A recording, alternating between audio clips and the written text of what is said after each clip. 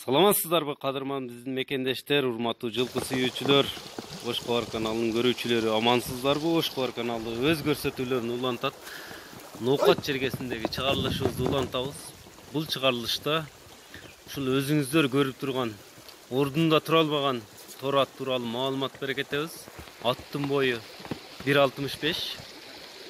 Көрүп турасыздар, Ноокат районунун Кыргыз Ата айыл өкмөтүнөн сатылып жатыптыр. Өтө диртилдеген ат экен. Повороттору өтө жакшы, курч. 3 жашар бышты. Чуркаганын өзүңүздөр күбө болуп турасыздар. Токтогондоруну.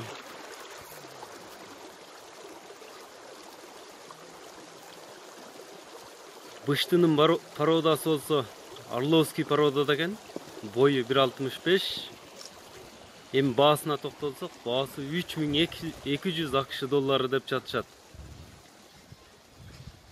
Кыргыз Ата айыл өкмөтүнүн дарегин тактап өтсөк, Борко айылынан сатууга коюлуп тургандар. Өспүрүм жаш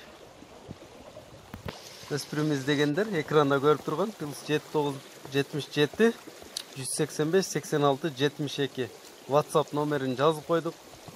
3200 доллардан түшүп беребиз деп жатышат баасына. Кеми бар?